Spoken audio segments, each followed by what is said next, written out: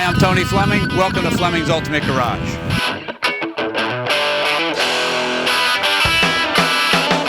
Okay, I just pulled the tags off of this 57 Belair. It has 2 window tags on it. The reason I carry these things around is because I can't remember everything on every car at every time. So if you ever come in to see us, half of our customers come in, half actually buy the cars and never even come here. But if you come in, we post these on the cars so you can kind of see what they look like. Anyway, this is 57 Chevy with, believe it or not, a folder that's almost 3 inches thick. We counted the receipts, are almost $80,000 in receipts. This paint here, Tropical Turquoise, I think it has a nice shine, and more importantly, I think it's a great period-specific color. This screams to me 57, and only a few cars could actually pull this color off. All steel body.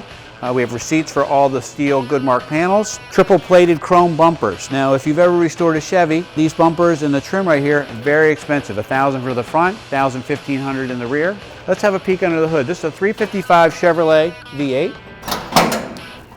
And it's nicely dressed. Those of you hot rodders know, Billet Specialties, air cleaner, valve covers, battery topper, nice Be Cool radiator with matching chrome fan. You know, this setup right here is like $1,400. All this billet accessory stuff here, another couple grand. With the good eye, you'll see power disc brakes. This car also has power steering and just nicely detailed under the hood. Everything's either replated, repolished, or replaced. This has the upgraded steering box for a little faster feel. I think you'll find that this drives a little different than your normal 57, and with the upgraded wheel and tire package that we're going to look at, you'll see why. Rolling stock here, nice set of rubber. Polished torque thrust, 17-inch. Nice body too. If you look down it, no waves, doesn't make you sick. Not a cheesy Bondo queen. You know, these cars can be $20,000 cars, or they can be $120,000 cars, and you have to ask yourself, well, what happens along the way to make these cars really expensive? And believe it or not, a lot of this comes from the time spent inside the door. You know, inside the door, rebuilding the window tracks and the door latches, making sure that the door panel itself fits properly, doesn't hang down and hit the sill. This is where the money gets tied up. You could spend an entire week on a door. All nice new chrome handles. The welting here is all nice and white. The door sills are nice and polished. The carpet's nice and black. It's got the correct switch on here so that you guys can move the seat. It's a 6-passenger interior too, which is kind of cool. All the windows roll up and work. All the vent windows work. The chrome's been redone around the vent window. This is where this money starts to add up. Like all of this right here, all repolished. These are chrome. The wiper blades are chrome. Billet speaker grill for the center of the dash. So you say like, well, I see these cars for $20,000. Well, you don't see them like this for $20,000. $20,000 is a fixer-upper that looks great in photos. We're taking the time to walk around and you can see where somebody could have spent $70,000 or $80,000 for this car.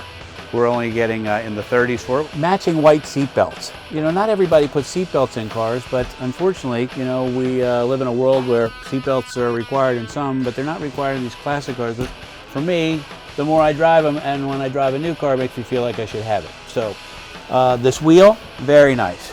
Billet alloy wheel, black leather wrapped. This is nice, look. Tilt steering, and this is an Ididit steering column. Billet handle.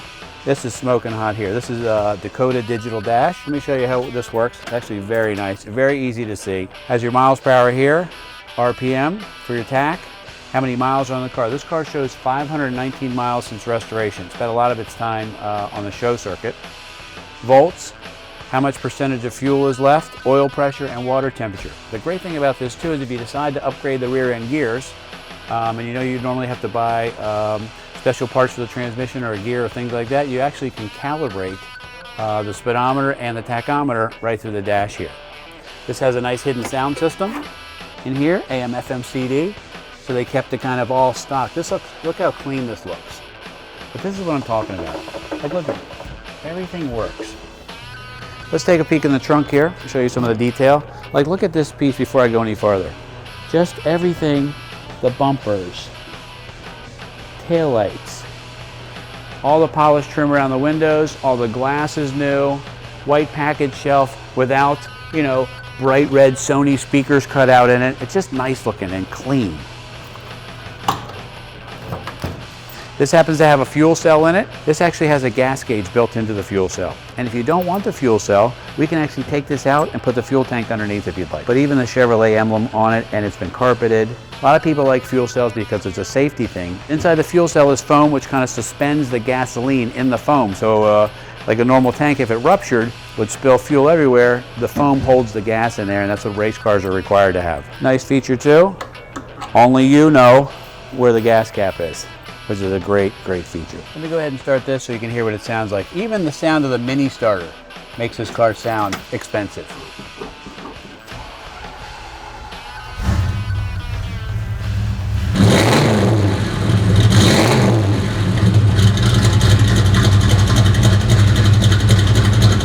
You know, there's little things that go into these cars that we've been kind of showing and walking around that make you appreciate the detail and time that somebody put into this car. There's some things that you can't see. Things like a mini starter. Like a regular starter may cost a couple $100. The mini starter is $400. Instead of having the old style vacuum wipers, this now has electric wipers. The underneath of the frame, all stripped and painted.